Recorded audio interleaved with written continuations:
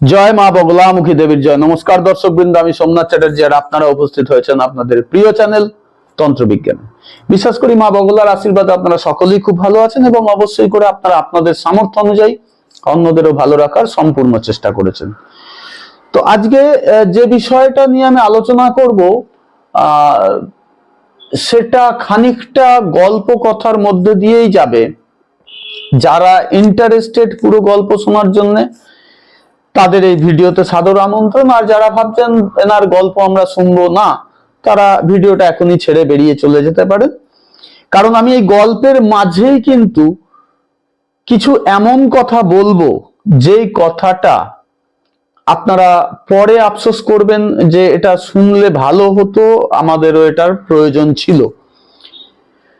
তো যাই হোক, আজ এখানে বেশি কথা না বলে আমি শুরু থেকে শুরু করি। সেটা হচ্ছে 2000 সালে আমি প্রথম কামাখ্যা যাই, একদম প্রথম। বাবার সাথেই গেছিলাম, ট্রেনে করে গেছিলাম। তো সেই সময়ে এই বিষয়গুলোর প্রতি অনেকটা ন্যাক চলে আসার দরুন আমার আরো কিছু কৌতূহল বেড়েছিল এবং ছোট থেকে একটা শুনেছিলাম যে কামাখ্যায় গেলে নাকি মানুষকে অন্য জীবজন্তুতে রূপান্তরিত করে দেওয়া হয়, বা কামাখ্যায় গেলে নাকি ছেলেরা ফিরতে পারে না, তাদেরকে মহিলা তান্ত্রিকরা আটকে রাখে, ইত্যাদি ইত্যাদি ইত্যাদি বহু কিছু শুনেছিলাম।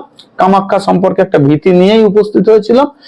তথাপি যেহেতু তন্ত্রমন্ত্রের ওপরে একটু আগ্রহ ছিল, সেই কারণের জন্য কিন্তু আমি যখন বাবা রেস্ট নিত আমি পালিয়ে এধার ওধার ঘুরে বেড়াতাম। আমি অনেক জঙ্গলের ভেতরের সাধু সন্তদের দেখেছি, যদিও 2000 সালের কামাখ্যার সাথে আজকের কামাখ্যার বিন্দু মাত্র মিল নেই।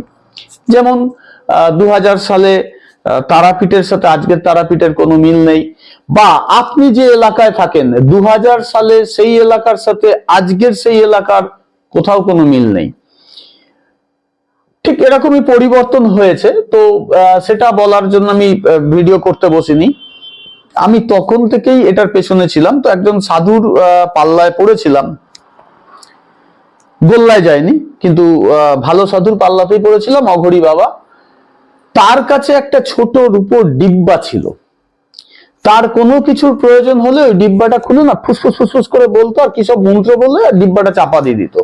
কিছুক্ষণ বাদেই কিন্তু দেখতাম তার সামনে সেই জিনিসটা উপস্থিত করছে, ধারাম, যেমন সিনেমায় দেখায় না, ধারাম করে উপস্থিত হয়ে গেল। লাইক অ্যাজ আমার হাতে এখন একটা মাউস আসুক, বাস মাউস চলে এলো। Not like that. কেউ জিনিসটাকে তার সামনে উপস্থিত করছে ভেট হিসাবে। মানে সেই সাধুটা জানতো যে সে কি চেয়েছে, তার কাছে কি আসতে চলেছে, কিন্তু যে নিয়ে আসছে সে কিন্তু অ্যাকচুয়ালি কিচ্ছু জানতো না। তাকে যদি প্রশ্ন করা হচ্ছে, সে বলছে মেরা মন চাহা মে লায়া, কি আমার মন চেয়েছে তাই দিলাম আপনাকে, আপনি এটা গ্রহণ করে আমায় ধন্য করুন, ইত্যাদি ইত্যাদি। তো তখন থেকেই না এই ম্যাজিকটার প্রতি আমি আকৃষ্ট হই। তো বলছে ওই সাধুটা আমাকে বলেছিল যে জো তুম মাঙ্গো वो मिल सकता है, जो तुम मांगो। আমি তখন অতটা বুঝিনি, কারণ তখন তো খুব ছোট, তখন আমার বয়স হবে 21-22 বছর, ফলে তখন অতটা বুঝিনি। কিন্তু 2023 সালের ফেব্রুয়ারি মাসে এরকমই একজনের সাথে আমার আলাপ হয়। আমার কিছু পার্সোনাল সমস্যা থেকে আমি বেরোনোর জন্য ব্যতিব্যস্ত হয়ে যাচ্ছিলাম, যে না তো সেটা কোনো বগলা বিদ্যা পারবে, না অন্য কোনো বিদ্যা পারবে, কিভাবে হবে কিভাবে হবে না, আমি কিছু খুঁজে উঠতে পারছিলাম না, বুঝে উঠতে পারছি না, রাস্তাও খুঁজে পাচ্ছিলাম না।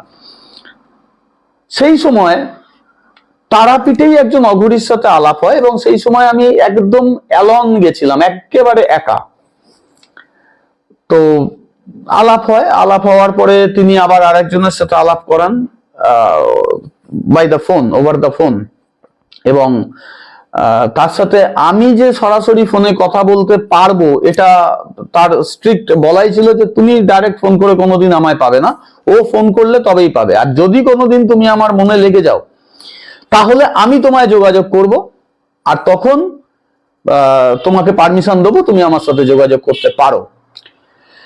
তো যাই হোক, সেই ভদ্রলোকের সাথে আলাপ হওয়ার পরে তাকে যখন আমি আমার সমস্যার কথা বলি, যে দেখুন আমি এরকম অ্যাস্ট্রোলজি করি, তন্ত্র করি, কিন্তু আমি একটা বড় সমস্যায় আছি, যে সমস্যাটা থেকে আমি কিছুতে বেরোতে পারছি না। তো ওখান থেকে বেরোনোর উপায় কি আছে? তো বললো উপায় তো বহুত সারা হ্যায়, মানে উনি হিন্দি ভাষী, তো বললো উপায় তো অনেক কিছু আছে, সেগুলো চেষ্টা করো। আমি সব চেষ্টা করে নিয়েছি, আমার সমস্যাটা এত বড় যে আমি ঠিক এটার কুল কিনারা পাচ্ছি না, এবং আমার আর্লিয়ার এর রেজাল্ট চাই, যত আর্লি হয়। তো শোনার পরে হেসেছিল, হাসার পরে বলেছিল যে একটা সাধনা আছে, অতীব গুহ্য সাধনা, যদি সেই সাধনাটা তুমি করতে পারো, তাহলে তুমি তোমার এই একটা সমস্যার কথা বলছো, তোমার আপকামিং যত সমস্যা আছে সব সমস্যাকেই তুমি ওভারকাম করতে পারবে, এবং সে তোমাকে অ্যাডভান্স বলতে থাকবে যে এটা তোমার সমস্যা আছে। তো শুনে মনে হয়েছিল কোনো প্রেতের কথা আলোচনা করছেন বোধহয় উনি। তাই বললাম দেখুন, প্রেত সাধনার দিকে কিন্তু আমি আর যাব না, আমি ওটা একদম ইয়াং বয়সে করে নিয়েছিলাম, ওটাতে আমি ভীষণ অসন্তুষ্ট, ফলে ওই সাধনাটার দিকে আমি আর বিন্দু মাত্র যাব না। আপনি বললে আমার চেম্বারেতেই রাখা আছে মশানি জিনিসপত্র, আমি ইউটিউবে সব উচ্চারণ করব না, যারা আসেন তারা জানেন, বা যারা দেখেছেন তারা জানেন, ওই সমস্ত মশানি জিনিসপত্র রাখা আছে, যেগুলোকে আমি একেবারে ঘুম পাড়ানো অবস্থায় ঘুম পাড়িয়ে রেখে দিয়েছি, আমার আর ওদের প্রয়োজন নেই। তো বলছে তোমাকে কে বলেছে যে এটা মশানি বিদ্যা? তোমাকে তো আমি এখনো কিছু বলিনি। তো এই কথায় সেই কথায় তখন উনি একটা এক্সাম্পল দিয়েছিল যে দেখো, কাউকে যদি তুমি লাভ করতে চাও একদম মাথার চুল থেকে পায়ের তলা পর্যন্ত, তাহলে তার এমন কোনো একটা জায়গায় তোমায় প্রবেশ করতে হবে যেটা সবচেয়ে গুহ্য, যেখানে আর কেউ প্রবেশ করতে পারবে না, ওটা তুমিই পারবে। আর তুমি একবার প্রবেশ করেছো মানে তার মাথার চুল থেকে পায়ের তলা অবধি তোমারই হয়ে গেছে।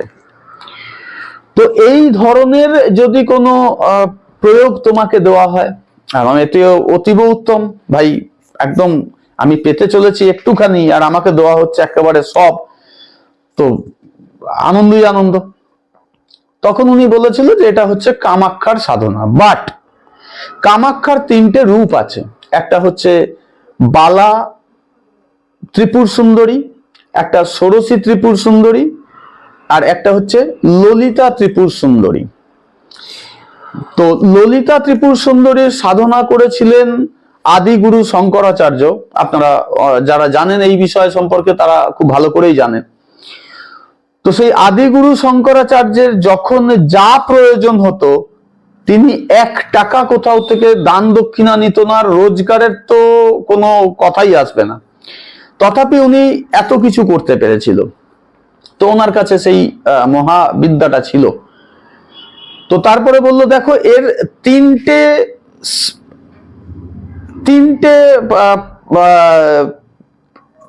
প্রয়োগ আছে, তিনটে সিস্টেমের প্রয়োগ আছে।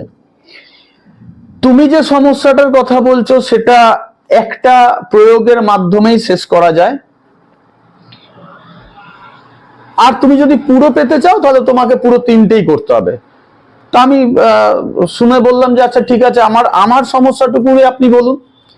তখন তিনি একটা জিনিসের কথা বলেছিলেন, আমি এই মুহূর্তে ভিডিওতে, আজকের ভিডিওতে এই জিনিসটা নিয়ে বলবো না, তথাপি ওটা টাচটা দেব।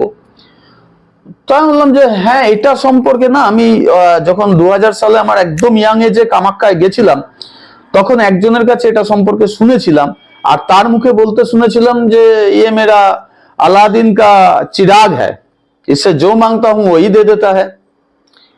তো বলছে হ্যাঁ, এটার অরিজিনাল যদি তুমি জোগাড় করতে পারো তাহলে তোমার সমস্যা ইমিডিয়েট ওভারকাম হবে। তো আমি বহুত খুঁজে অরিজিনাল জোগাড় করেছি, এবং অরিজিনালটা কিভাবে অরিজিনাল প্রমাণ হয় সেটাও সব প্রমাণ করে অনেকটা দাম দিয়ে আমি সেটাকে কিনি। অনেকটা, ইউটিউবে বসে কোনো টাকা পয়সার কথা বলতে নেই বলে আমি এখানে বলতে পারছি না। তো অনেক দাম দিয়ে কিনি, যারা আমার অতি ঘনিষ্ঠ তারা জানে যে জিনিসটা আমি অ্যাকচুয়ালি সত্যি সত্যি কত দাম দিয়ে কিনেছিলাম। করলাম, সন্তুষ্ট কিন্তু হলাম না। তো ওনাকে ফের বললাম যে দেখুন, আমি কিন্তু সন্তুষ্ট হলাম না। বলে সন্তুষ্ট যদি হতে হয় তোমাকে পুরো সবকিছুকে করতে হবে, একদম পায়ের তলা থেকে মাথার চুল পুরোটা পেতে চাইছো তুমি, কারণ তুমি একটু চেয়েছো, তুমি গাল টিপতে চেয়েছো, আমি গাল টিপিয়ে দিয়েছি। এখন তুমি বলছো না গাল টিপে কাজ হলো না, তাহলে পুরোটা করতে গেলে তোমায় পুরোটা করতে হবে। তো পুরোটা করার জন্য তোমাকে একদম খুব গোপনে, খুব সাবধানে এর সাধনা করতে হবে, সিদ্ধি লাভ করতে হবে, দেন তুমি প্রয়োগ করতে পারবে আস্তে আস্তে। এটা হচ্ছে A to Z এর একটা প্রয়োগ।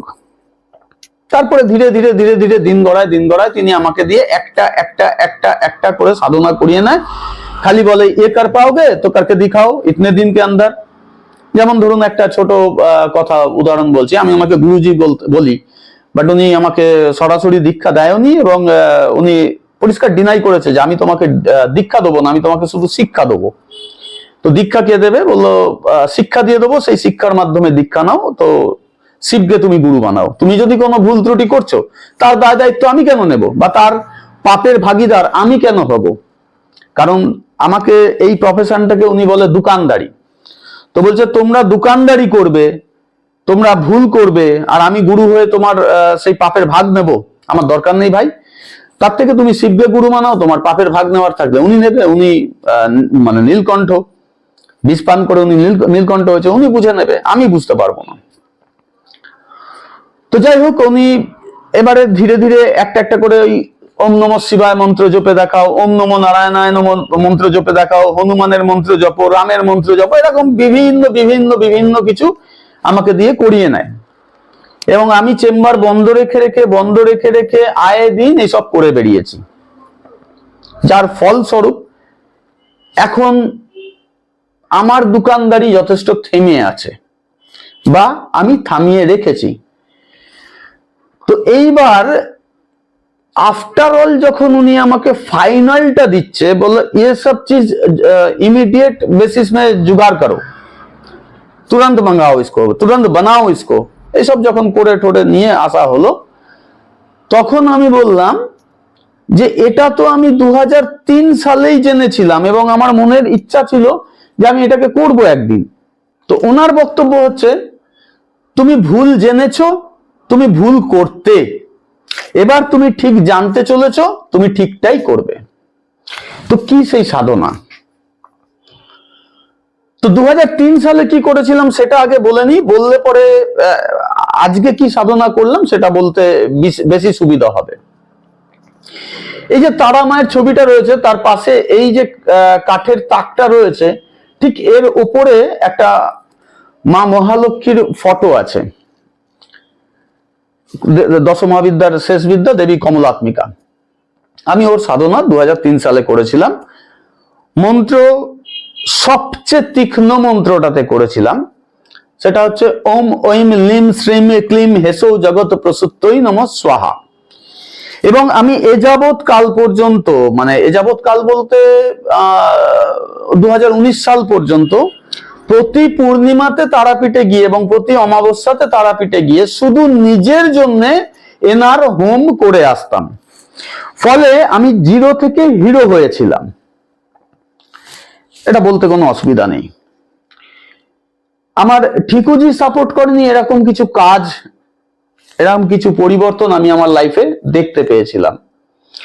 এবং অনেস্টলি বলছি, আমি ধরাকে সরাও জ্ঞান করেছিলাম যে ভাই এই বিদ্যার মাধ্যমে তো আমি একদিন অনেক ওপরে যাব। ফের ধরাকে সরা জ্ঞান করলে যেটা হয় সেটা হচ্ছে দেবী ত্যাগ করে। দেবী ত্যাগ করার পরিণতি যেটা হয়েছে সেটা হয়েছে যা দিয়ে গেছে সেগুলোর কোনো কিছু কেড়ে নিয়ে যায়নি, কিন্তু আমি যখন আবার নতুন কিছু পেতে চাইছি তখন কিন্তু আর পাচ্ছি না। তখন গিয়ে দেখলাম, বুঝতে পারলাম যে আমি কোথায় যেন শক্তিটাকে হারিয়ে ফেলেছি, আমাকে আবার নতুন করে সবকিছু করতে হবে। এবার তার সাধনা করতে গেলে 12.5 লাখ জপের পরে সিদ্ধি লাভ হয়, তারপরে তার প্রয়োগ 4.5 বছর লেগেছিল, কারণ সবকিছু সামলেই তো করতে হয়। আমি তো মানে মহান মহান তপস্বীর মতন একেবারে ওম করে বসে বললাম আর হয়ে গেল, এরকম তো হয় না।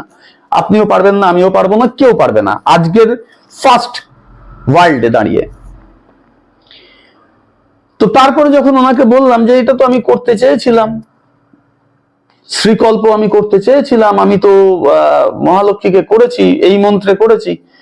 বলো মহালক্ষ্মী যাকে জপে শ্রী লাভ করেছেন, আমি তোমাকে তাকে দিতে যাচ্ছি।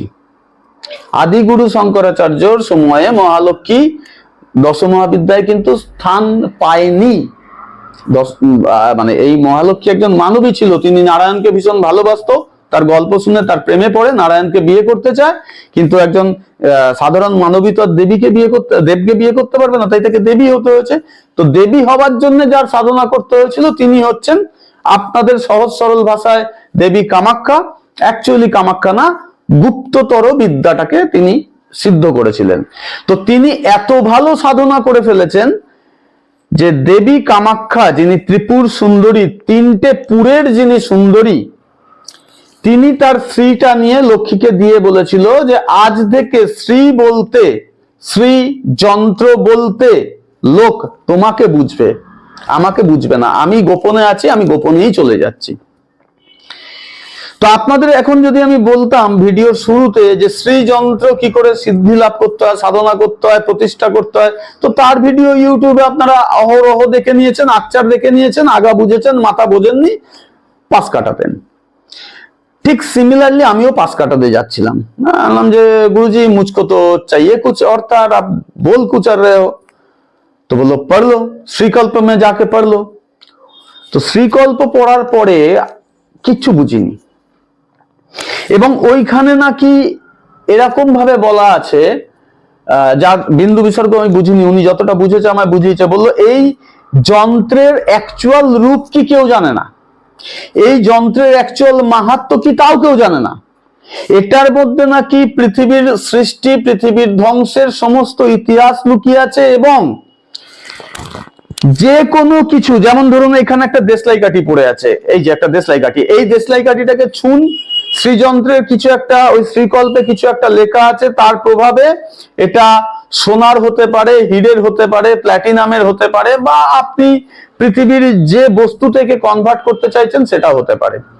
আপনি মানুষ থেকে দেবতায় ট্রান্সফার হতে পারেন, দেবতা থেকে রাক্ষসে ট্রান্সফার করতে পারেন, নিজেকে, নিজের রূপ পরিবর্তন করতে পারেন, আপনি চাইলে হাওয়ায় উঠতে পারেন, চাইলে ওই যে সেই একটা বাংলা সিনেমা আছে না, জমালয় জীবন্ত মানুষ, ভানু একজনকে দেখেছিল, সে খিদে পেয়েছে বলে হাত বাড়ালো, টং করে কিছু খাবার পড়লো, তারপরে ভানু চাইলো আঙুর এলো, আঙুর ছিঁড়ে ছিঁড়ে খাচ্ছিল। খানিকটা ওই টাইপের এই বিষয়টা, খানিকটা ওই টাইপের এই বিষয়টা, যে আপনি যা চাইবেন তাই পাবেন, সেটা পেতে আপনার কোথাও কোনো অসুবিধা হবে না। ফলে আমি যখন বললাম যে আমি তো অলরেডি এটার প্রতি আগ্রহ ছিলাম, উনি বললো আগ্রহ থাকলে হবে না, তুমি তরিকা তোমার ভুল ছিল, পন্থা ভুল ছিল। তো আজকে যখন তিনি পন্থাকে কারেকশন করে দিয়েছেন, তখন আমি আজকে বলতে বসেছি যে অ্যাকচুয়ালি কোন সাধনা।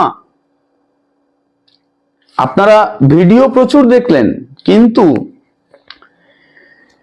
অ্যাকচুয়ালটা কেউ বলতে পারে না, এবং আমি খুব এরকম বুক ঠুকে বলছি অ্যাকচুয়ালটা আমিও বলতে পারবো না। অ্যাকচুয়ালটা যিনি আমায় ট্রেনিং দিয়েছেন তিনিও বলতে পারবেন না। অ্যাকচুয়ালের মানে, অর্থাৎ শ্রীযন্ত্রের মানে কি, শ্রীকল্পের মানে কি, আমরা কেউ কিছুই জানি না গো। কি অদ্ভুত কথা।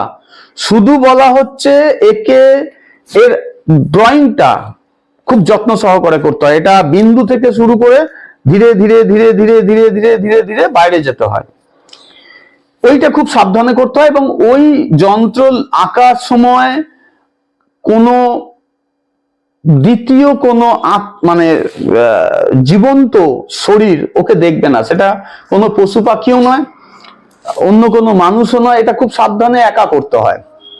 একে করার তিনটে জায়গা আছে, মানে চারটে জায়গা আছে, অনেক, আমি মেন চারটে যেটা আমাদের সহজ সরল ভাবে করা যায়। একটা হচ্ছে ভূর্জপত্র, ভাতের টাইমে মেরি বিস্কুটের সমান। তারপরে হচ্ছে তামা একে আঁকা যায়, প্রাণ প্রতিষ্ঠা করা যায়। তামাটাও হচ্ছে ভাতের সময় ধরে নিন দুটো রুটি, তারপরে করা যায় ভাতের খিদের সময়, তারপরে করা যায় রূপোর পাতে ধরুন 4টে রুটি, তারপরে করা যায় সোনায় ধরুন 6টা রুটি এনাফ পেট ভরার জন্য, কিন্তু ভাত কিন্তু পাওয়া গেল না। একে যদি সবচেয়ে ভালো হয় ক্রিস্টালে খোদাই করে তৈরি করা হয়, আপনি যদি ওপর দিয়ে দেখেন তাহলে পুরো যন্ত্রটা দেখতে পাবেন, আর সাইড দিয়ে দেখলে মনে হবে একটা মন্দির দেখছেন।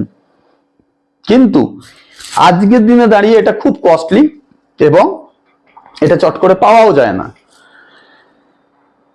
তো তখন আমি রূপোর পাতেই একে খোদাই করে করাই, এবং করানোর পরে আমাকে অনেক মন্ত্র দেওয়া হয়, অনেক 26 খানা টোটাল মন্ত্র দেওয়া হয় যে একটা একটা একটা একটা একটা করে তোমায় করতে করতে যেতে হবে। তো ওটা তো গেল শ্রীকল্প। আমি আজকে যেটা বলতে বসেছি যে শ্রীযন্ত্র সিম্পল আপনারা প্রাণ প্রতিষ্ঠা খোদাই করিয়ে প্রাণ প্রতিষ্ঠা করে বাড়িতে স্থাপন করুন, আপনার ব্যবসা স্থানে করুন, আপনার কারখানায় করুন, দেখবেন এর অদ্ভুত একটা চমক আপনি দেখতে পাবেন, যা দেখে আপনি ভীষণ খুশি হয়ে যাবেন যে ভাই আগে পকেটে 50 টাকা থাকতো না, এখন চলো 500 টাকা সবসময় থাকে। কিন্তু আমাদের এক্সপেকটেশনটা অনেক বেশি। কেন? আমরা দোকানদারি করতে বসেছি, আপনারা হাজার রকমের সমস্যা নিয়ে আমাদের কাছে এসে উপস্থিত হচ্ছেন। তো আমাকে হাজার রকম কিছু শিখতে হচ্ছে আপনাদের ভালো করার জন্য বা এই দোকানদারিকে চালানোর জন্য। তো এখন যেটা মুদ্রা বলার সেটা হচ্ছে, দেখুন আমরা তো আমাদের দোকানদারিকে চালিয়ে নেব যেন তেন প্রকারে, কিন্তু আমরা যদি না থাকি, আমরা যদি অ্যাবলুস্ট হয়ে যাই, হারিয়ে যাই, তাহলে কি আপনারা আপনাদের উন্নতি করতে পারবেন না? সেই প্রসঙ্গে এটা বলা যে আপনি যদি শুধুমাত্র শ্রীযন্ত্রকে ড্রয়িং করে প্রাণ প্রতিষ্ঠা করে আপনার বাস্তুতে, আপনার ব্যবসার স্থানে কিংবা আপনার কারখানায় কোথাও স্থাপন করেন তাহলেই যথেষ্ট। এর জন্য আপনাকে ওকে রোজ ধূপ দীপ দেওয়া বা রোজ ওর জন্য পুজো পাঠের অনুষ্ঠান করা, রোজ ওকে নিত্য স্নান করা, এত কোনো কিছুর ঝামেলা নেই। সিম্পল প্রাণ প্রতিষ্ঠা করে রেখে দিন, দেখবেন তার যে তেজ সেটাতেই আপনি আবেগ আপ্লুত হয়ে যাবেন। এবার রইল পড়ে যে আমার ওই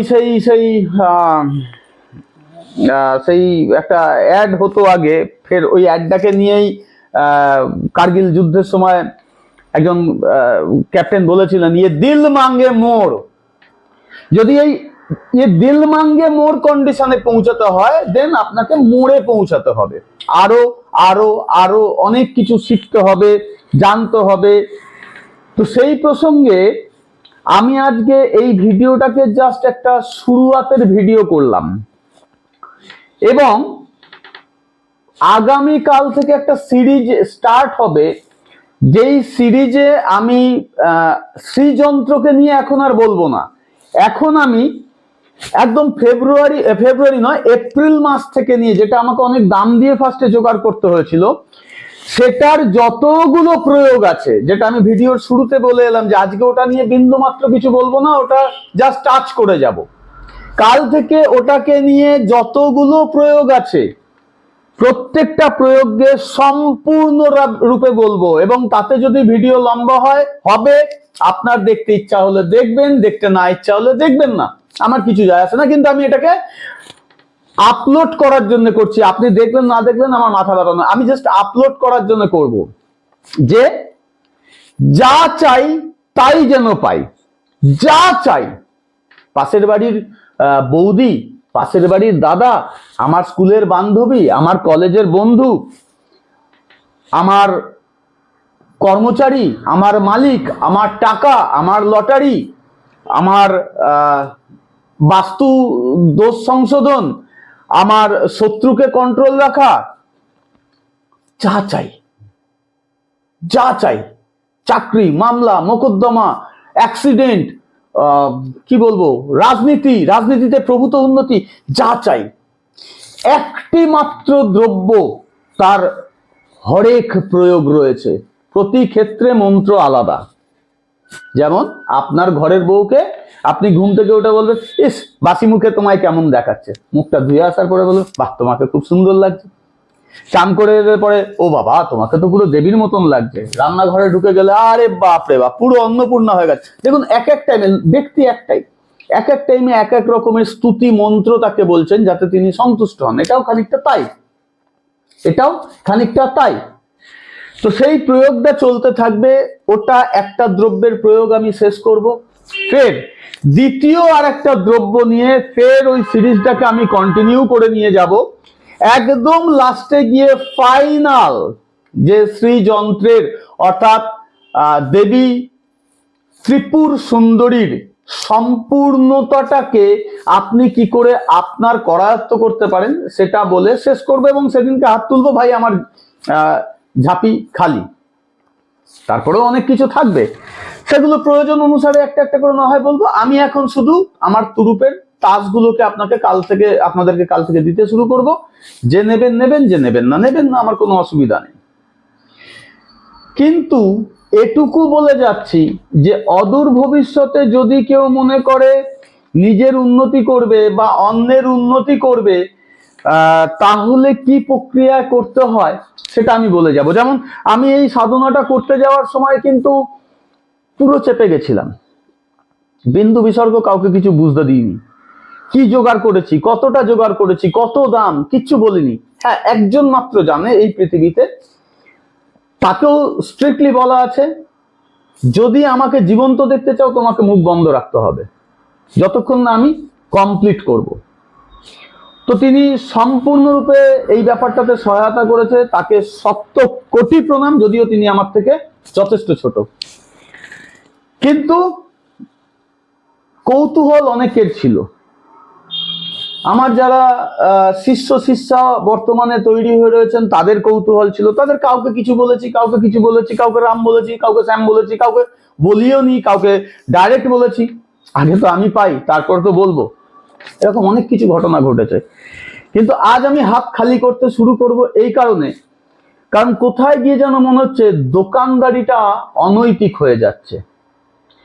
আমি আমার মধ্যে সব স্টোর রাখছি, আমি করে দেবো, আমি করে দেবো, আমি করে দেবো। এবার যদি আমি না করতে পারি, মনে করুন আমি 10 জনের দায়িত্ব নিলাম, এবার 10 জনের মধ্যে 8 জনের কাজ করতে পেরেছি, 2 জনের পারিনি, কিন্তু ওই 2 জনের চোখে তো আমি খামোখা ছোট হলাম, আমার পুণ্যের জায়গা পাপ বাড়িয়ে বসে রইলাম।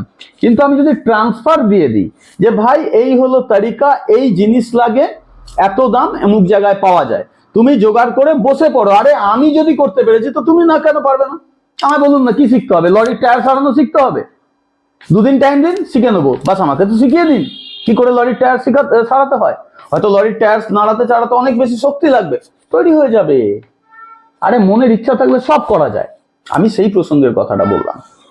তো আজকে এর বেশি আর কিছু বলবো না, শুধু একটা অনুরোধ করব, কাল থেকে যে সিরিজটা স্টার্ট হচ্ছে, যদি আপনাদের মনে হয় যে আপনারাও আমার মতন ঘুরে দাঁড়াবেন, তাহলে আপনাদেরকে ওয়েলকাম রইল। এবার ঘুরে দাঁড়ানোর প্রসঙ্গে একটা কথা বলি। আমার ঠিকুজিতে না একটা কালসর্প দোষ আছে, এবং তার ছাপ কিন্তু এই হাতে ছিল বলছি। অক্টোবর মাসে একদিন সকালবেলা আমি দেখেছি আমার এখানটা কালসর্প দোষটা খণ্ডিত হয়েছে, মানে সাপের ফনার যে রেখাটা তৈরি হয় সেটা কেটে গেছে, ফাঁক হয়ে গেছে, দুটো রেখা এরকম আলাদা হয়ে গেছে। तो আমি তখন गुरुजी के बोली जी ये कैसा हुआ, ये क्यों हुआ, ये तो होना नहीं चाहिए था, ऐसा तो कभी मैंने देखा नहीं। बोले भाई तुम जिसको पुकार रहे हो, তুমি যাকে ডাকছো, সে 3টে পুরের সুন্দরী, তার কাছে নেই, কিছু নেই, তুমি তাকে তীক্ষ্ণভাবে ডাকছো। এবার সে যে আসবে এই পোড়া কপালে আসবে, তাকে তো কপাল শুধরাতে হবে। সে তো তার আসন ওখানে তৈরি করছে, সে তো তোমার সাথে থাকার জন্য ব্যস্ত, তোমার ডাকে সে সাড়া দেওয়ার জন্য রেডি। তাহলে তাকে তো তার আসনে এসে বসতে হবে, সে তো তোমার মতন আস্থা করে গিয়ে বসবে না। তাহলে সে নিজের জায়গা নিজেই তৈরি করে নেবে, তোমার অত ঘাবড়িয়ে লাভ নেই, তুমি যেটা করছো ওটা করে যাও। তো এই মিরাকেল যদি আমার সাথে ঘটতে পারে, আপনার সাথে কেন ঘটবে না? দ্যাটস বিকজ এই কথাটা বললাম। ভিডিওটা অনেক লম্বা হয়ে গেল, এর জন্য আমি বিন্দু মাত্র আপনাদের কাছে ক্ষমা চাইবো না। যারা এতক্ষণ ধৈর্য ধরে দেখেছেন তাদেরকে বলছি, ধৈর্য ধরে কাল থেকে সিরিজটা দেখা স্টার্ট করুন। আমি থাকি আর না থাকি, নাম তো আপনারা আমার নেবেন। আজকের বেশি আর কিছু বলবো না, আজকের মতন আমাকে বিদায় দিন। নমস্কার।